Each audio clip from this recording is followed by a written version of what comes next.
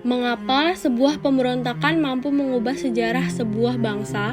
Pada tahun 1857, India menjadi saksi lahirnya salah satu perlawanan terbesar terhadap kekuasaan kolonial Inggris. Apa yang bermula dari penolakan sekelompok prajurit India terhadap kebijakan militer Inggris, perlahan berkembang menjadi gelombang perlawanan yang melibatkan bangsawan, ulama, petani, hingga masyarakat sipil di berbagai wilayah India. Peristiwa yang kemudian dikenal sebagai pemberontakan rakyat India 1857 sampai 1858 bukanlah ledakan kemarahan yang muncul secara tiba-tiba. Di baliknya terdapat akumulasi ketidakpuasan yang telah tumbuh selama bertahun-tahun akibat eksploitasi ekonomi, intervensi politik, dan ketegangan keagamaan pada masa pemerintahan East India Company. Lalu bagaimana sebuah kekuasaan kolonial yang tampak begitu kuat akhirnya menghadapi gelombang perlawanan besar dari rakyat India? Untuk menjawabnya, mari kita menelusuri akar-akar yang melahirkan api perlawanan tersebut. Untuk memahami mengapa pemberontakan ini terjadi, kita perlu melihat kondisi India beberapa dekade sebelumnya. Setelah memenangkan pertempuran Plassey pada tahun 1757, East India Company tidak lagi hanya menjalankan aktivitas perdagangan India. Perusahaan ini secara bertahap berkembang menjadi kekuatan politik yang mengendalikan sebagian besar wilayah India melalui berbagai kebijakan kolonial. Perubahan tersebut membawa konsekuensi yang besar. Kekuatan East India Company tidak hanya mempengaruhi perdagangan, tetapi juga kehidupan sosial, pemerintahan daerah, hingga hubungan antara masyarakat India dengan penguasa kolonial. Di balik perluasan kekuasaan Inggris, mulai tumbuh berbagai persoalan yang perlahan menimbulkan ketidakpuasan di kalangan rakyat India. Salah satu sumber ketidakpuasan terbesar berasal dari kebijakan ekonomi East India Company. Setelah menguasai Bengal, perusahaan ini menerapkan monopoli perdagangan yang memberikan berbagai keuntungan kepada pedagang Inggris. Sebaliknya, pedagang lokal harus menghadapi pajak yang tinggi serta berbagai pembatasan yang membuat mereka kehilangan daya saing. Tekanan yang lebih berat dirasakan oleh para petani.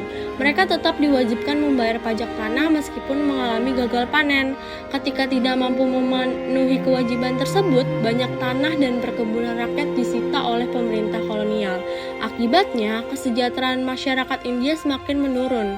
Bagi banyak rakyat, Inggris tidak lagi dipandang sebagai mitra dagang, melainkan sebagai kekuatan kolonial yang memperoleh keuntungan dengan mengorbankan kehidupan masyarakat India sendiri.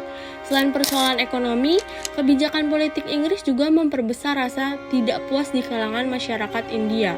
Pada masa pemerintahan Lord Wolseley, Inggris menerapkan Doctrine of Lapse, yaitu kebijakan yang memungkinkan kerajaan-kerajaan India dianeksasi apabila tidak memiliki pewaris laki-laki kandung.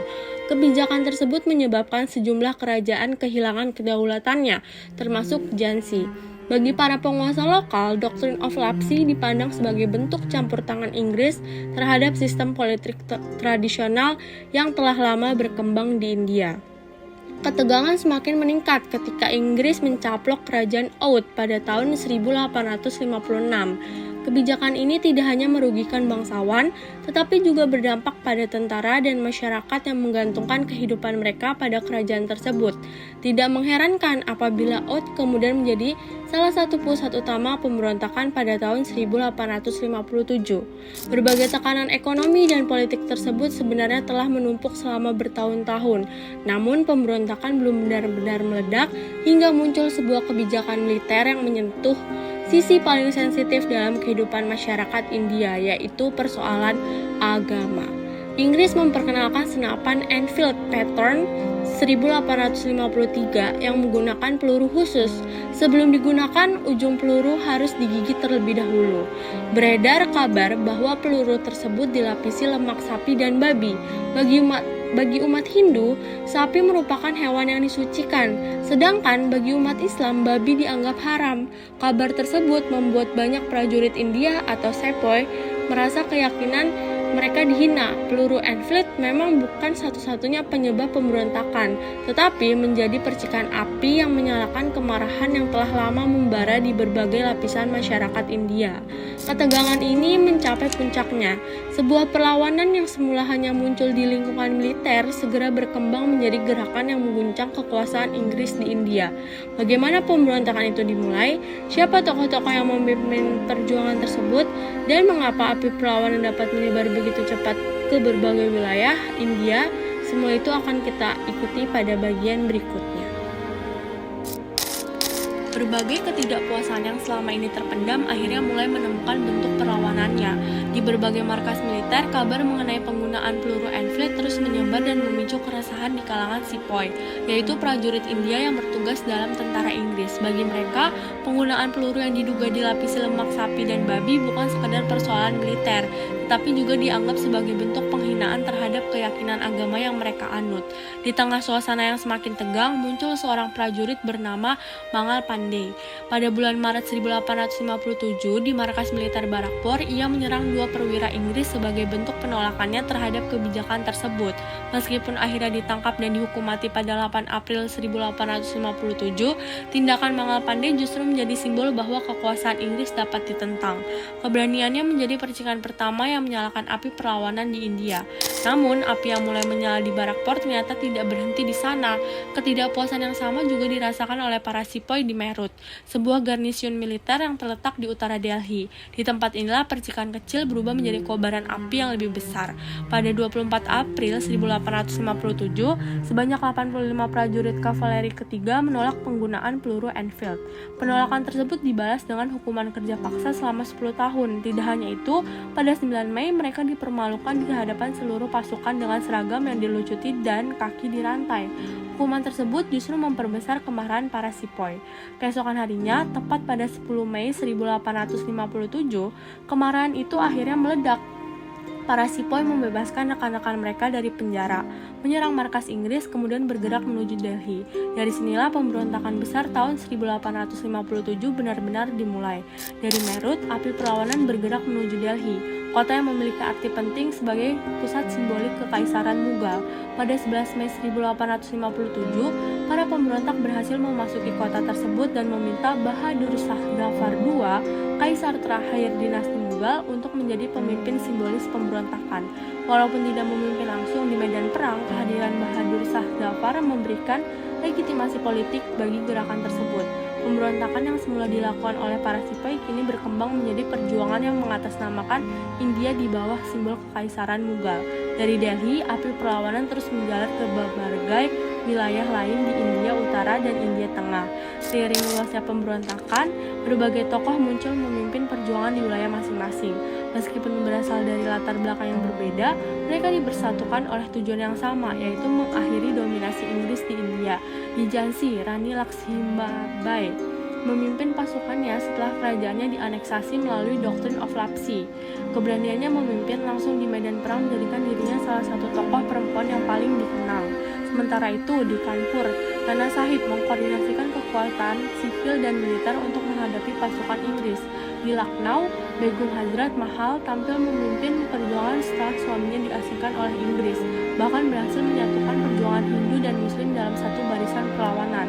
Perjuangan juga diperkuat oleh Bahkan yang memimpin pertahanan di Delhi, Tanti Tope yang melanjutkannya perang melalui strategi gerilya, Kunwar Singh yang memimpin rakyat di Bihar, serta Maulana Ahmadullah Shah yang menggerakkan masyarakat Ahwat melalui pengaruh keagamannya. Kehadiran mereka menunjukkan bahwa pemberontakan tahun 1857 telah berkembang menjadi gerakan rakyat yang melibatkan berbagai lapisan masyarakat India. Dalam waktu yang relatif singkat, api perlawanan telah menjalar ke berbagai wilayah India. Namun semangat perjuangan saja belum cukup untuk menghadapi kekuatan Imperium Inggris yang memiliki persenjataan lebih modern, organisasi militer yang lebih rapi, dan strategi perang yang lebih terorganisasi. Api perlawanan yang telah menjalar ke berbagai wilayah India memang sempat mengguncang kekuasaan Inggris. Namun, seiring berjalannya waktu, keunggulan militer Inggris mulai terlihat. Mereka memiliki persenjataan yang lebih modern, pasukan yang lebih terlatih, serta sistem logistik yang jauh lebih terorganisasi dibandingkan pasukan India. Selain itu, pasukan India juga menghadapi berbagai kendala internal, seperti kurangnya koordinasi antar daerah dan tidak adanya satu komando yang mampu menyatukan seluruh kekuatan perlawanan. Pada September 1857, Inggris berhasil merebut kembali Delhi, kota yang sebelumnya menjadi pusat simbolik pemberontakan. Jatuhnya Delhi menjadi pukulan besar bagi gerakan perlawanan. Setelah itu, satu persatu wilayah yang dikuasai pasukan Belanda berhasil direbut kembali hingga pada pertengahan tahun 1858. Inggris secara resmi menyatakan bahwa pemberontakan telah berhasil dipadamkan. Meskipun pemberontakan berakhir dengan kekalahan, dampaknya justru mengubah arah sejarah India. Pemerintah Inggris menyadari bahwa kekuasaan East India Company tidak lagi mampu mempertahankan stabilitas di wilayah jajahannya. Oleh karena itu, pada tahun 1858, melalui Government of India Act, pemerintah India secara resmi diambil alih oleh kerajaan Inggris. Dengan berakhirnya kekuasaan East India Company, dimulailah masa pemerintahan langsung Inggris yang dikenal sebagai British Raj. Perubahan ini juga diikuti dengan reorganisasi besar-besaran terhadap sistem pemerintahan dan militer di India. Inggris memperketat pengawasan terhadap pasukan, mengubah struktur administrasi kolonial, serta berupaya mencegah munculnya pemberontakan serupa di masa mendatang. Walaupun gagal mengusir Inggris dari India, pemberontakan tahun 1857 meninggalkan warisan yang sangat besar. Peristiwa ini menjadi simbol pertama dari perlawanan berskala luas terhadap kolonialisme Inggris dan membangkitkan kesadaran bahwa berbagai kelompok masyarakat India dapat bersatu menghadapi musuh yang sama. Semangat inilah yang kemudian menjadi salah satu fondasi berkembangnya nasionalisme India pada masa-masa berikutnya. Hingga kini, tokoh-tokoh seperti Mangal Pandey, Rani Lakshmibai, Begum Hazrat Mahal, Nana Sahib, dan para pejuangnya lain masih dikenang sebagai simbol keberanian dalam sejarah India. Kisah mereka menjadi pengingat bahwa perjuangan untuk memperoleh kemerdekaan seringkali dimulai dari keberanian untuk menolak ketidakadilan. Pemberontakan rakyat India tahun 1857 sampai 1858 memang berakhir dengan kekalahan di medan perang. Namun, sejarahnya menunjukkan bahwa tidak semua perjuangan diukur dari kemenangan militer. Ada perjuangan yang justru mengubah cara sebuah bangsa memandang dirinya sendiri. Api perlawanan yang menyala pada tahun 1857 memang berhasil dipadamkan, tetapi semangat yang ditinggalkannya terus hidup, menginspirasi lahirnya gerakan nasionalisme hingga akhirnya membawa India menuju kemerdekaan pada tahun 1947. Melalui peristiwa ini, kita dapat memahami bahwa perubahan besar dalam sejarah seringkali diawali oleh keberanian untuk melawan ketidakadilan. Dan itulah mengapa pemberontakan rakyat India 1857 sampai 1858 dikenang bukan hanya sebagai sebuah pemberontakan, tetapi sebagai titik balik yang